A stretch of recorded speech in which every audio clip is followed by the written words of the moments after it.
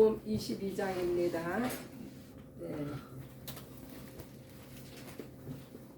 이제 누가복음 22장은요. 이제 그 예수님의 공생의 막바지에 다다른 내용입니다. 그래서 1절에 유월절이라는 무교절이 가까움에, 이 유월절이라 하면요 이스라엘의 가장 큰 명절이며 절기인데, 이 유월절 안에 초실절과 무교절이 한꺼번에 이루어지는 절기입니다. 그래서 유월절이라 하면 양 잡는 날이요, 양이 죽는 날이에요. 그래서 유월절에 어린 양 하면은 우리 예수님께서 유월절에 어린 양으로 온 세상의 죄를 대속하시고 죽으셨습니다.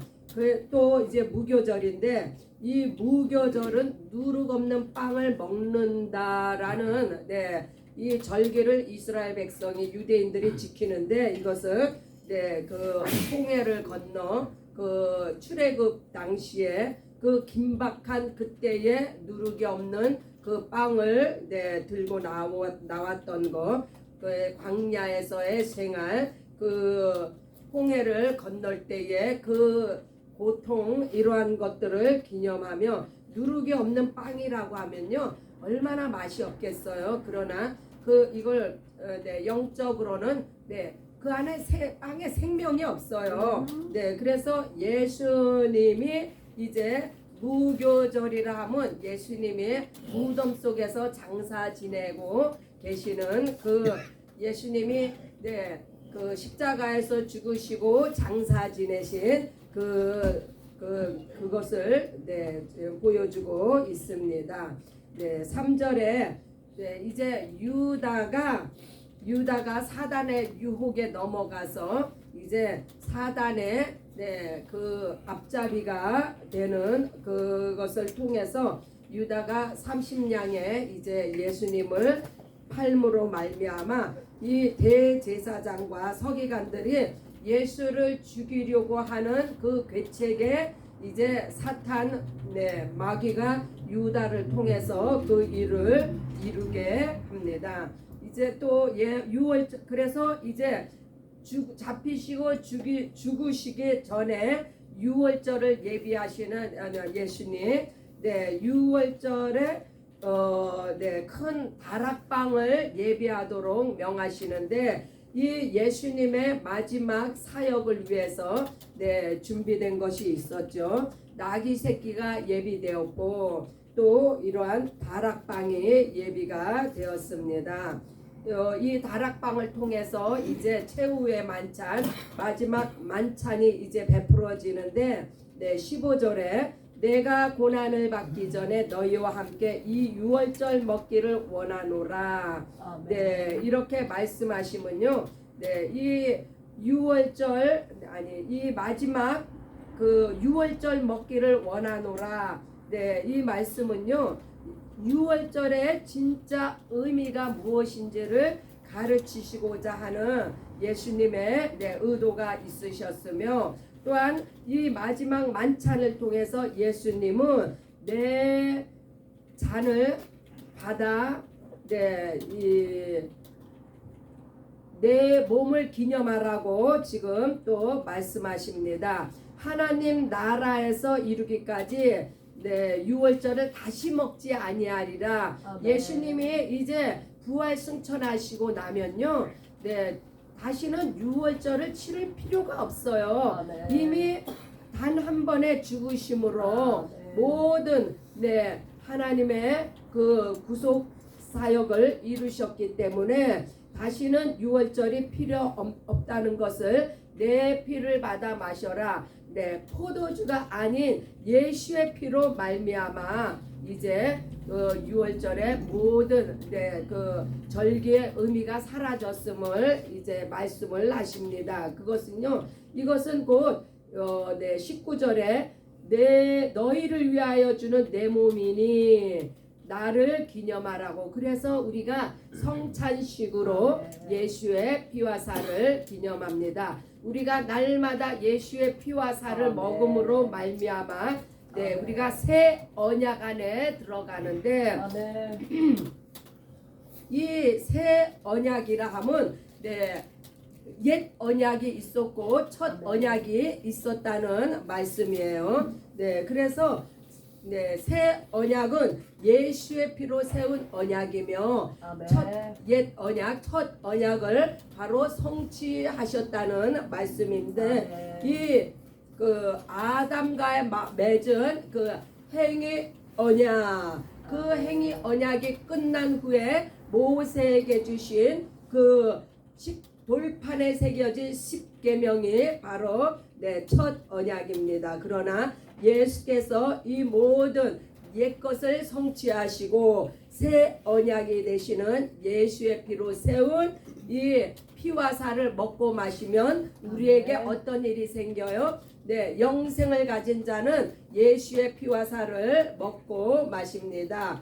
네, 그래서 우리가 이 새 언약을 통하여서 첫째 부활에 참여하는 네, 하나님의 그 거룩한 예수 그리스도의 거룩한 신부가 되었습니다. 아멘. 네, 그래서 우리가 이 새 언약 안에 거하는 네, 첫째 부활을 네, 기다리는 우리의 신앙은 신념이 아니고 바로 신앙입니다.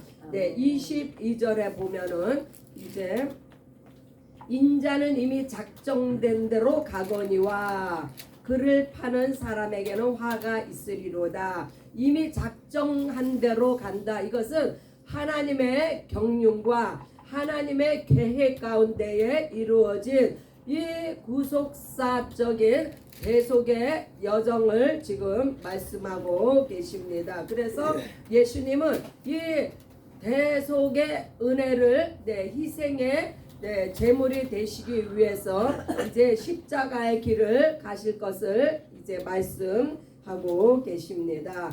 그러나 그 가운데 이제 베드로가 부인하는 것을 이제 말씀을 하시기에 앞서 제자들이 서로 누가 크냐, 네가 크냐, 내가 크냐, 네가 오른편에 앉을 거냐, 네가 왼편에 앉을 거냐, 이러한 이제 다툼을 하는 것은 네, 참 아이러니하게도 예수님은 네, 십자가에 죽으실 것을 앞두고 최후의 만찬을 통해서 네, 진리의 말씀을 선포하는데 내 피와 살을 먹어 생명을 얻어 영생을 얻으라는 이 말씀은 곧 네, 진리의 말씀입니다. 이 진리의 말씀을 하고 계시는데 제자들의 반응은요. 네, 네가 크냐 내가 크냐. 네, 이렇게 네, 무지하고 어리석은 우리의 모습을 보여주고 있습니다. 지금도 우리가 이렇게 날마다 네, 하나님의 말씀 속에서 우리가 하나님 앞에 예배를 드리며 신앙생활을 하지만 우리가 솔직히 교회 문 밖에 나가면은 네, 이 마음이 유지가 되던가요? 네, 생명의 말씀이 우리 안에 있어 우리가 영생을 사는 네, 그러한 놀라운 은혜와 축복이 우리에게 임했다는 이것을 잊어버리고 네, 세상의 좋은 곳에 한눈 팔지 않습니까? 혹여라도 네, 우리에게 그러한 모습이 있을 수 있다는 것을 지금 보여주고 있는 거예요. 그래서 네, 28절에 보면 너희는 나의 모든 시험 중에 항상 나와 함께 한 자들인즉 우리에게 이러한 시험이 세상이 주는 유혹과 시험이 항상 우리와 함께 한다는 것을 말씀해 주고 있습니다. 그러나 예수님과 함께 함으로 말미암아 승리한 자들에게는 어떠한 내 상급이 주어지냐면요. 내 아버지 나라에서 내 아버지께서 나라를 내게 맡기신 것 같이 나도 너희에게 맡겨 너희로 내 나라에서 내 상에서 먹고 마시며 보좌에 앉아 12지파를 내 심판 네, 12지파를 다스리는 아멘. 그러니까 세상의 모든 시험과 유혹을 이긴 자들에게는 아멘. 이와 같이 12지파를 다스리는 그러한 축복과 또한 이스라엘 백성을 이스라엘 자손들을 심판하는 권세를 주신다고 오늘 말씀하십니다. 그러니 이겨야겠어요? 져야 되겠어요? 당연히 이겨야 되겠죠. 이렇게 이기기 위해서는 이렇게 이기기 위해서는 예수님께서도 습관을 쫓아 기도하심과 같이 또한 40절에 시험에 들지 않게 기도하라고 말씀하십니다. 시험에 들었다 하는 것은요, 기도하지 않았다는 이야기예요. 그래서 시험에 들지 않게 기도하라. 이 시험에 들지 않게 기도를 하게 되면요, 우리가 성령 충만함으로 기도하게 되면은 어떠한 기도를 하게 되냐면요, 내 원대로 마옵시고 아버지의 원대로 되기를 원하나이다. 나와 세상은 간 곳 없고 오직 구속한 주만 보이는 그러한 기도 생활이 날마다 우리의 삶 가운데 있게 되기를 축복합니다. 다시 이제 그 베드로에게 예수님이 말씀하십니다. 사단이 이제 곧 너를 까부를 거라고, 너를 시험할 거라고 이렇게 말씀을 하시는데, 예수님께서 이제 베드로에게 믿음이 떨어지지 않게 기도하며 내 형제를 돌보라고 이렇게 말씀을 하니까 베드로가 얼마나 용감무쌍하며 베드로가 얼마나 자신만만합니까? 이제 베드로가 33절에 주여 내가 주와 함께 오게도 죽는데도 가기를 준비하였나이다. 이것은요 솔직한 베드로의 믿음이에요. 믿음의 고백이에요. 그러나 이 자신이 가진 이 믿음의 고백은요, 이것은 어떤 환경이 닥치면은 이것은 무너집니다. 주님이 돌아가셔? 그럼 나도 따라 죽어야지. 나 이미 준비가 다 돼 있어. 얼마나 당당하고 얼마나 이게 이 베드로의 이 모습은요, 바로 우리가 성령 받기 전의 모습이에요. 성령 받기 전에는요, 이와 같이 내가 내 의가 충천하고 내가 하면 된다고 생각을 하는 이런 믿음이에요. 그러나 이 믿음은요,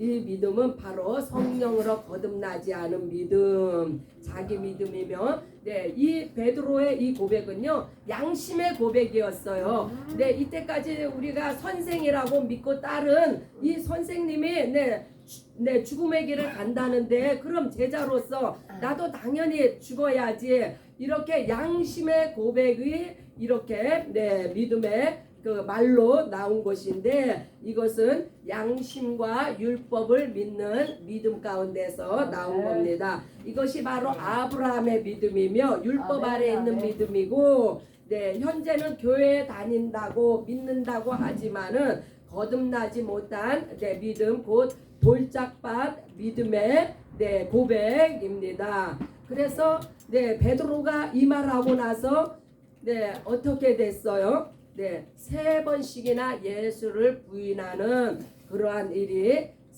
생기지 않았습니까? 예수님은 그것조차도 이미 다 알고 계셨습니다. 그래서 이제 이렇게 시험에 들 것을 대비해서 기도하라고 예수님께서 시험에 들지 않게 기도하라. 또한 기도가 깊어지면 내 원대로 마옵시고 아버지의 원대로 하옵소서 하는 이러한 기도를 하게 되는 것을 예수님이 몸소 보여주셨습니다.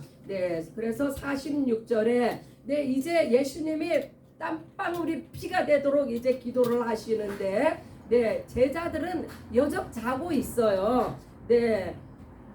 이 잔다는 이야기는요, 아직 이들이 성령을 받지 않았으므로 이들의 믿음이 온전치 못하여서 이제 자는 제자들에게 시험에 들지 않게 일어나 기도하라. 이 기도가 얼마나 중요한지 몰라요. 세상을 이기는 힘이요 바로 이렇게 기도에 있습니다. 네, 그래서 우리가 날마다 기도하며 바로 깨어서 근신해야 되는 것을 오늘 또 우리가 말씀을 통해서 배웁니다. 53절에 이제는 너희의 때요 어둠의 권세로다.